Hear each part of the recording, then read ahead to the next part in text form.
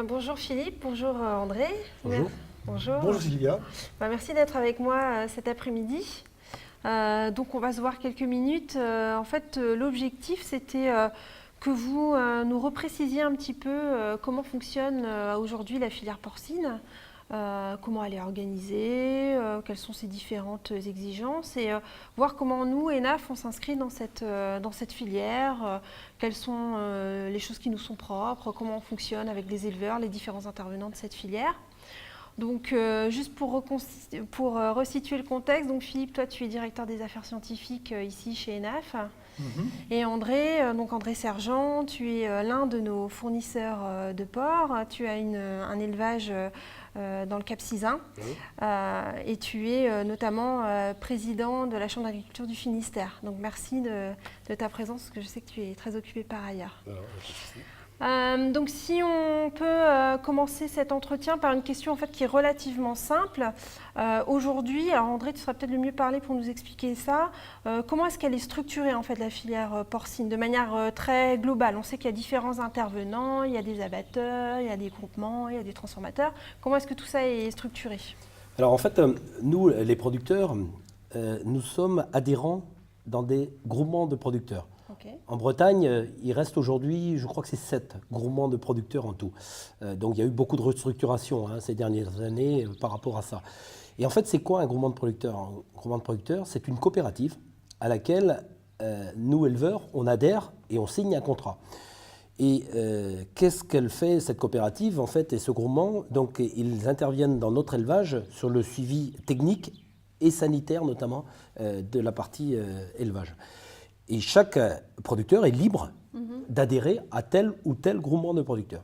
Et ensuite, ce groupement de producteurs trouve les moyens de commercialiser nos animaux au travers soit du marché au cadran, ou soit de marché direct avec tel ou tel acteur de la filière. D'accord. Donc en fait, le lien entre le transformateur et l'éleveur se fait via ces groupements. Exactement. Okay. Le producteur, en général, a très peu de relations directes avec un transformateur. Il y a toujours cette organisation de groupement de producteurs qui est là entre nous. Donc ces groupements, c'est vrai qu'on en parle beaucoup. Philippe, tu peux peut-être nous expliquer un peu quelle est leur valeur ajoutée en fait de ces groupements? Bien, comme l'a dit André, le groupement apporte la logistique, apporte une assistance technique. Nous sommes en relation au niveau du groupement avec les responsables de qualité, par exemple. Nous sommes en relation avec les commerciaux. Ce qui nous permet de mettre en place le schéma logistique de livraison des porcs, qui est un point clé, parce que le transport des animaux est un point compliqué, de plus en plus réglementé, qui doit être bien fait.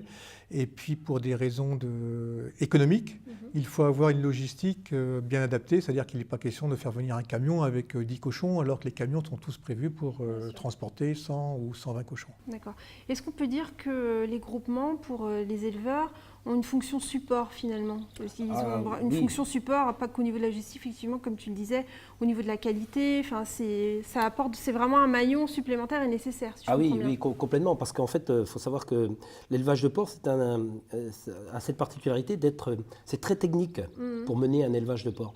Et donc chaque producteur a besoin de conseils, de suivi, de vétérinaires sous l'aspect sanitaire. Et donc tout ça, c'est dans notre structure groupement de producteurs.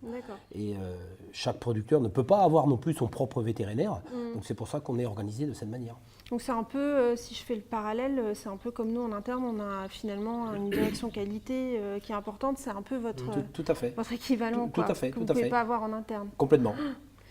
Et du coup, alors donc là, on a bien compris les relations entre les éleveurs, les groupements. Donc si on se recentre, nous, sur notre rôle de transformateur, comment est-ce qu'on s'approvisionne aujourd'hui chez ENAF, Philippe? Donc on passe via ces fameux groupements. Tout à fait. Alors aujourd'hui, nous fonctionnons avec 3 groupements. Donc la photographie aujourd'hui est faite avec 3 groupements qui sont Aveltis, qui fait 50% de nos approvisionnements, Triscalia, à peu près 25%, et André est adhérent Triscalia, et Port Armor, qui est un 3e groupement, qui fait environ 25%. D'accord. Et donc, les relations aujourd'hui entre nous et les producteurs se fait via ces 3 groupements, c'est-à-dire avec les services de ces groupements en priorité. Ça ne veut pas dire que nous n'avons pas de relations avec des éleveurs. La preuve, c'est André est là aujourd'hui, puis on s'est déjà vu avant. Et puis il y en a d'autres que je vois quelques fois ou régulièrement selon les sujets ou les occasions. Mais le nombre d'éleveurs est assez important. Aujourd'hui, je ne pourrais pas passer tout mon temps, même si c'est fort agréable par ailleurs, mais je pourrais passer tout mon temps à être avec eux. Donc le groupement est absolument essentiel pour moi. C'est l'interlocuteur privilégié. Et Philippe, il y a une question qu'on nous pose souvent, c'est effectivement, donc ces groupements c'est une chose, mais est-ce qu'on a quand même la main sur le choix des éleveurs? Comment est-ce qu'on les choisit? Est-ce qu'on a des relations directes? Qu'est-ce qu'on peut dire aujourd'hui de ça? Alors, en fait, donc là encore, les choses se sont beaucoup transformées en 20 ans. Juste un chiffre, parce qu'on n'imagine pas ça. Hein. Moi, j'ai repris ça il y avait dans mes archives, mais en 1974, on avait 1018 éleveurs. Mais c'est à l'image de la production porcine, c'est-à-dire qu'il y avait beaucoup d'élevages et beaucoup de petites tailles. Les restructurations font que le nombre d'éleveurs diminue et évidemment le nombre de porcs produits par élevage grandit. En 1976, on avait 641 éleveurs, en 88, on avait 200 éleveurs et en 2006, 90 éleveurs. Et l'année dernière, on en avait 58. D'accord. Donc on voit l'évolution qui se fait et on travaille actuellement sur un projet qui tend vers une vingtaine. Donc ça montre l'évolution et ce vers quoi on va aller, ce qui veut dire que progressivement on a fait une sélection des élevages en accord avec le groupement. Alors cette sélection s'est faite sur des critères techniques. Jusqu'à maintenant, c'était très technique. D'ailleurs, on a un cahier des charges qui a été signé en 1990, juste quand je suis arrivé. Donc il y a 27 ans. Hein. Et jusqu'à maintenant, ce cahier des charges consistait à avoir des porcs dont pour avoir la qualité de viande voulue pour faire du bon pâté, d'abord, parce qu'à cette époque-là, il n'y avait pas de saucisse, et après de la saucisse. Donc les critères principaux étaient le taux de gras, le pH, donc qui permet de mesurer la qualité de la viande, et puis des facteurs génétiques qui permettaient d'éviter des races à problème en termes de qualité. Donc c'était vraiment un cahier des charges très technique. Et avec quelques aspects complémentaires pour lesquels on était un peu précurseurs, mais qui progressivement ont été intégrés après dans la réglementation. Donc on a déjà parlé un petit peu des relations qu'on avait avec nos éleveurs. Est-ce qu'on a un suivi particulier? On voit effectivement qu'il y a certains avec qui on a de très bonnes relations. En fait, le suivi se fait de différentes façons. D'abord, on a des indicateurs, puisque à chaque abattage, il y a une mesure qui est faite en ligne par Uniporc, donc on a un taux de gras. C'est obligatoire puisque le paiement à l'éleveur se fait sur cette base-là, ce qui veut dire que donc on connaît le taux de gras de chaque porc, donc qui est une donnée d'entrée chez nous. Et donc on fait ces mesures-là. Donc aujourd'hui, on est capable de dire quelle est la qualité de viande, quelle est la qualité de viande par rapport au porc reçu. Donc ça, c'est un des avantages d'avoir notre abattoir en propre, si je comprends bien. Alors complètement, c'est-à-dire qu'évidemment, en fait, il y a plusieurs intérêts pour avoir notre propre abattage. Il y a un intérêt technique qui effectivement nous permet de faire une mesure directement sur le cochon et donc d'avoir les indicateurs et de faire cette mesure. Alors, de façon anecdotique, on l'a mesuré parce que dans notre histoire, comme dans toute histoire d'outils industriels, il a fallu quelquefois faire des grands travaux. Alors moi, depuis que je suis là, c'est arrivé 2 fois. J'ai un peu oublié les années, mais il y a une quinzaine d'années, il a fallu arrêter l'abattoir pendant quasiment 6 à 8 semaines pour des travaux de remise aux normes. Donc gros changement au niveau de la soie à porc, il fallait vraiment refaire tout ça. En plus, les normes USDA, on avait des modifications à faire. Évidemment, 6 à 8 semaines d'arrêt, comment on fait des pâtés? Donc on avait fait un cahier des charges avec un abatteur. Donc en fait, les cochons qui venaient ici étaient abattus dans le Nord Finistère. Et puis on avait fait un cahier des charges pour se faire livrer des carcasses. Et bien en fait, au bout des 8 semaines, on a compris pourquoi il fallait qu'on garde l'abattoir. Non pas que le travail était mal fait, mais ce n'était pas tout à fait le travail comme nous on l'imagine et comme nous on en a besoin, sachant qu'on a comme une utilisation très particulière, on utilise tout le porc, donc c'est très particulier. Et là, effectivement, on s'est dit, il faut vraiment qu'on garde notre abattoir parce qu'il y a un savoir-faire spécifique. Parce qu'il y a un savoir-faire, on a comme un abattage à une cadence de 40 porcs à l'heure, ce qui est très lent. C'est un abattoir industriel, c'est 600 porcs à l'heure. Là, chaque opérateur peut faire le travail de façon, je dirais, de bonne façon, et ça se voit vraiment sur le résultat. L'autre raison fondamentale de garder l'abattoir, c'est la raison pour laquelle on est là tous les deux, c'est de garder le lien avec l'amont. En fait, c'est très compliqué de retrouver le lien. Parce qu'entre les deux, il y a des abatteurs, des découpeurs qui sont dépendants. Et nous, on a cette chance, on a ce lien. Ce qui nous permet de pouvoir travailler et de pouvoir faire évoluer notre modèle. Et beaucoup plus facilement. Donc en fait, il est plus que jamais indispensable d'avoir l'abattoir. Donc tout ça, tout est lié. Donc il y a des contraintes, alors peut-être financières, parce qu'effectivement, sans doute que notre abattoir, quand on met tout bout à bout, le prix de revient de la viande sortie de notre abattoir est peut-être plus élevé qu'une viande qui vient de l'extérieur. Mais par rapport aux enjeux à venir, ça n'a pas de prix. Et d'ailleurs, si je reviens un petit peu sur l'amont, André, aujourd'hui, c'est vrai qu'on parle là depuis un petit moment des nouvelles attentes sociétales. Donc on parle notamment beaucoup du bien-être animal. Où est-ce qu'on en est aujourd'hui, tant d'un point de vue légal, de vos manières d'évoluer dans votre métier, quelles sont vos contraintes, vers quoi est-ce que vous souhaitez aller, et puis après on fera un petit point à clip sur nos bonnes pratiques à nous. Alors déjà, ce qu'il faut comprendre, c'est qu'en fait, nous, nos élevages, nos animaux sont élevés dans des bâtiments, ce qu'on appelle fermés. Voilà. À l'opposé, c'est le plein air. Donc aujourd'hui, on a très très peu d'élevage en plein air, très peu.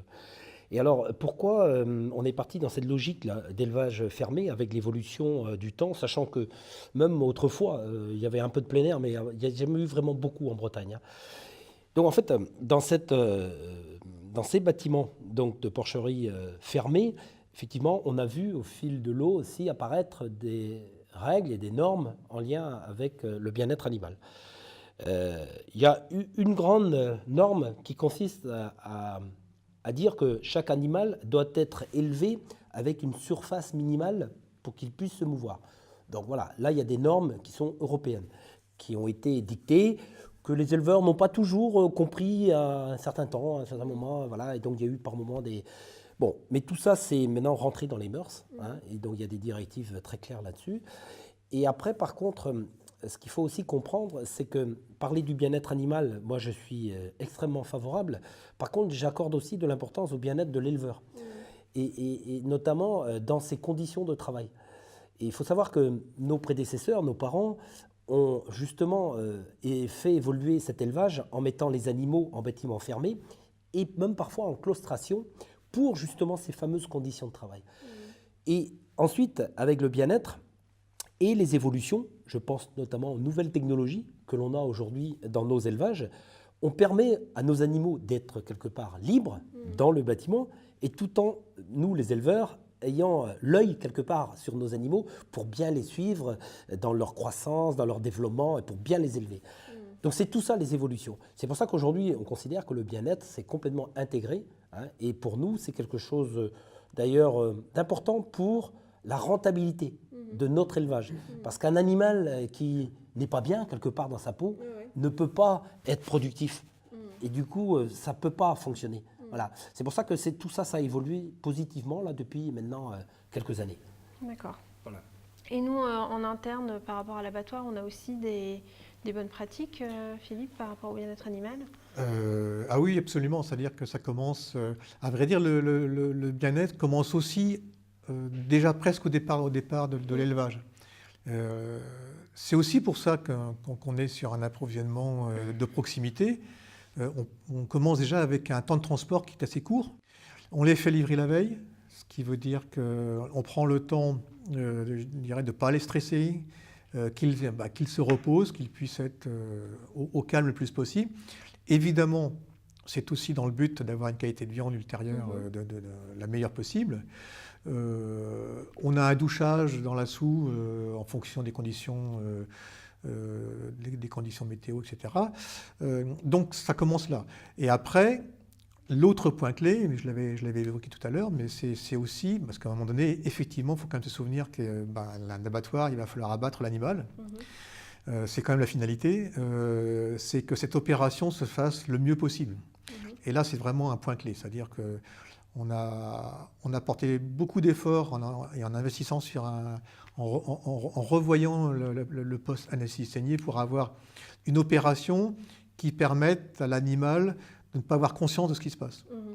Et nous, à l'élevage, en fait, donc quand on a un départ de porc, donc quand, par exemple chez moi en général, quand ils viennent vers Poldrezic, là, ils partent le jeudi soir, souvent vers 18h. Et donc le matin même, donc les animaux seront à jeun. Nous, on va aller d'abord les trier dans les crèches où ils ont été élevés, et ceux qui sont bons, on va les sortir et on va les mettre, ce qu'on appelle nous, dans un quai d'embarquement, sur lequel plutôt ils ont de l'eau à discrétion, et on va aussi les doucher. Parce que le porc, c'est un animal qui stresse.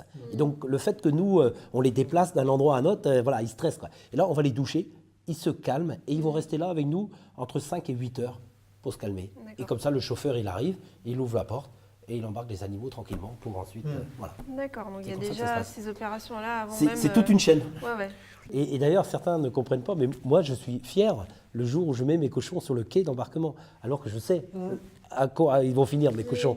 Mais on est fiers du travail bien accompli, avec passion, de l'élevage de ce cochon. Et je pense que tu es d'autant plus fier de savoir qu'ils vont venir dans une entreprise... bien sûr, après, quand on sait que, qui va bien faire son à travail. quoi il va servir le cochon qu'on a élevé, alors, bien sûr qu'on est fiers, nous, les éleveurs. Bien sûr. Et toujours sur cette partie d'élevage, alors en ce moment, on parle aussi, il y a des choses qui reviennent, on parle beaucoup de l'utilisation des antibiotiques. Alors, est-ce que tu peux nous réexpliquer un peu dans quel cadre ils sont utilisés, parce qu'il y a un peu des fantasmes autour de ça. Tout à fait. Alors, déjà, dans les espèces animales, en parlant de la volaille, du porc ou du bovin, il faut savoir que le porc, c'est une espèce qui est très sensible aux maladies et aux volets sanitaires. Et de ce fait, lorsqu'ils n'ont pas toujours été élevés dans des bonnes conditions d'élevage, parce que les bâtiments mal adaptés, le bien-être pas respecté, il y a eu des usages d'antibiotiques exagérés à certains moments. On est justement l'espèce porcine, l'une des espèces avec les différents plans d'action qui ont été menés pour l'usage de moins d'antibiotiques, où on a eu une baisse très forte de l'usage des antibiotiques. Donc il y a eu une vraie prise de conscience à un moment donné et après une aussi, vraie amélioration dans voilà, dans et une amélioration. Et là aussi, comme je disais, c'est une espèce sensible. Il faut savoir que chez moi, par exemple, aujourd'hui, les animaux, ils sont vaccinés. Comme un enfant qu'on vaccine pour le protéger. Voilà. Aujourd'hui, nous, c'est comme ça qu'on fait. Le petit cochon, lorsqu'il naît, on va le soigner. Et derrière, il aura un programme de vaccination. Et donc, ce petit cochon qui aura été vacciné pour se protéger des maladies, si ensuite il est mis dans des bonnes conditions d'élevage, s'il est bien nourri, bien chauffé, entre guillemets, il pousse tout seul. Et donc, il est sain. Voilà. Donc, tout ça pour vous dire que... on n'utilise pas des antibiotiques comme ça pour le plaisir d'en utiliser. On en utilise lorsqu'on trouve un animal qui a un problème de panarie, un petit problème, on peut intervenir. Par contre, par rapport à la viande, ce qui est sûr, c'est que si on doit utiliser un antibiotique sur un animal, on doit respecter des délais de toute façon entre le moment où on a fait une injection sur un animal et le moment où il sera abattu. Sinon, c'est répressible. Donc c'est du curatif. Voilà. Et en aucun cas, parce qu'à force les gens font un peu l'amalgame, en aucun cas on peut retrouver des traces d'antibiotiques dans la viande que les gens consomment, notamment via ce délai. Complètement. D'accord. Et du coup, un peu dans la même veine, on parle aussi pas mal des porcelets qui sont castrés. Alors peut-être que tu vas nous rappeler, Philippe, pourquoi est-ce qu'elle est importante cette opération et comment toi, André, tu gères ça? Alors moi, par rapport à ça, j'ai deux approches. D'abord, il faut savoir que la castration a toujours existé. Et donc, quelquefois, je reviens au bon sens. Donc, ça ne vient pas de l'ère industrielle, etc. Le bon sens paysan fait que même nos anciens, ils ne mangeaient pas de viande de verra.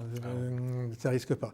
Donc, tout ça pour dire qu'un mâle qui est non castré, la viande issue d'un mâle qui ne serait pas castré, est susceptible d'avoir deux molécules. Alors là, c'est un peu technique, hein, c'est l'androsténone et le scatol. Alors le scatol, on commence à imaginer un peu ce que ça veut dire.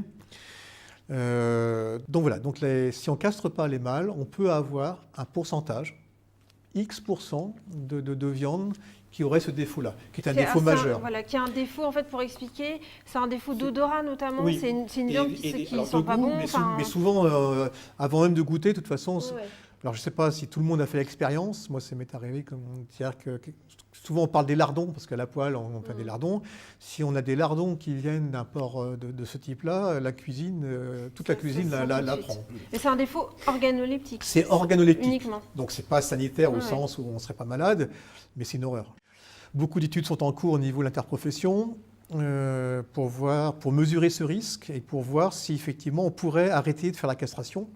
Et derrière ça, essayer de mesurer le risque, voire faire des analyses pour identifier les porcs qui auraient la mauvaise viande.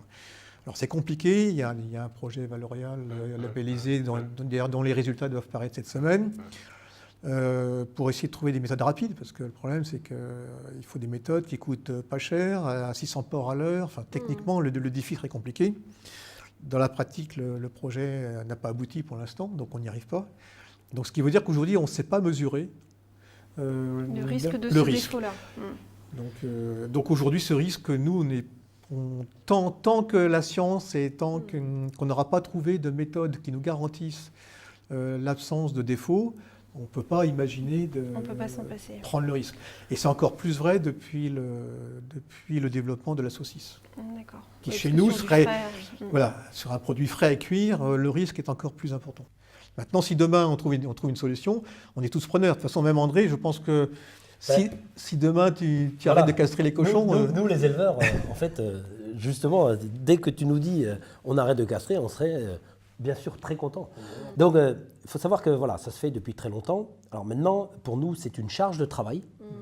On le fait sur un animal qui est très jeune, entre 3 et 5 jours d'âge à peu près. On a aujourd'hui des anesthésiants pour le faire sur l'animal. Et ça se fait, c'est une charge qu'on doit faire par rapport à ce qu'a dit Philippe, quoi. Voilà. Mais maintenant, nous, on est ouverts aussi là, sur le sujet. Si demain, il y a des évolutions, comme tu l'as dit, nous, bien sûr, on sera preneurs. Mais voilà, aujourd'hui, au moment où on se parle, on ne sait pas faire. Voilà. Et en termes de bien-être, donc c'est géré avec des anesthésiants. Alors voilà, on fait ça avec des anesthésiants. Et sincèrement, j'ai pas vraiment le sentiment qu'on soit des martyrs vis-à-vis de nos animaux, quoi, parce que quand on voit leur comportement quelques heures après, on voit bien que voilà, ils retournent à la tétée rapidement, ils gambadent, enfin voilà. De la mortalité liée à la castration, il n'y a pas, c'est zéro. L'acte de l'éleveur, il est aujourd'hui professionnel, on sait faire, enfin voilà quoi. Il y a zéro mortalité avec ça, quoi. Ok. Donc ça fait partie effectivement de ces pratiques qui peuvent paraître un peu étonnantes effectivement pour les gens qui ne sont pas du métier, mais quand on les explique, voilà. Et il y a deux autres choses dont on parle un petit peu aussi, un peu moins, mais dont on parle régulièrement, c'est le fait qu'on doive couper la queue des petits cochons et qu'on leur meule les dents. Alors forcément, pour les gens qui ne sont pas du métier, ça les interpelle. Alors pourquoi est-ce qu'on fait ça? Alors deux choses, donc les dents. Il faut savoir que le petit cochon, lorsqu'il naît, il a des canines qui sont extrêmement pointues, comme des aiguilles. Et en fait, ces canines donc font du mal à la mère au moment des tétées. Et donc nous, quelque part, pour protéger la mère, on préfère épointer, meuler les canines là, justement, pour qu'ils ne soient pas agressifs vis-à-vis de leur mère. Et entre eux aussi, les petits cochons, autrement, parce qu'il faut savoir que chaque petit cochon, dès la naissance, il va choisir une tétine et prendra toujours la même tétine. Et donc, il y a une concurrence féroce même entre eux. Et si on leur laisse les canines, entre eux aussi, ils sont assez... Voilà. Donc, tout ça fait qu'on les épointe. Et là aussi, on n'a pas le sentiment de faire souffrir l'animal, parce qu'on ne va pas jusqu'au sang. C'est vraiment épointé pour... voilà. Et l'histoire de la queue. Alors en fait, là, c'est autre chose. Il se trouve que le cochon, c'est un animal qui est omnivore. Omnivore, ça veut dire aussi carnivore. Et en fait, avec la queue en tire-bouchon, les cochons, lorsqu'ils gambadent, lorsqu'ils sont entre eux, là, ils aiment bien jouer. Il est très joueur. Et dès qu'il se mordit, comme la queue, il se mordit la queue, et dès qu'il y a un peu de sang, alors là, ils deviennent fous. Ils deviennent fous. Et donc, par rapport à ça, là, ils vont, c'est ce qu'on appelle le cannibalisme, bouffer leurs congénères, quoi. Donc on a dit, c'est pas possible, on ne peut pas faire comme ça, quoi. Et donc, d'où l'idée qu'on a eue là, à ce moment-là, de couper la queue avec donc un couteau électrique qui est chauffé et qui cautérise de suite pour qu'il n'y ait pas de sang et que ce soit fait proprement. Ok, Voilà la raison. d'accord. Bon, bah, c'est clair. Bon. On voit bien une fois que c'est expliqué que c'est un peu plus compréhensible. Donc globalement, bah, ce qu'on voit, c'est qu'effectivement, il y a quand même un vrai souci du bien-être animal aussi au niveau de l'éleveur. Hein. Ce sont ces animaux. Oui, oui. Et que nous, effectivement, on a un vrai intérêt pour garder la qualité de la viande. Voilà, donc merci pour vos explications. Je pense que c'était clair et de toute façon, on sait qu'on a deux interlocuteurs maison pour toutes les questions qui pourront se poser. Tout à fait, on est à disposition. Voilà. Voilà. Merci beaucoup. Merci.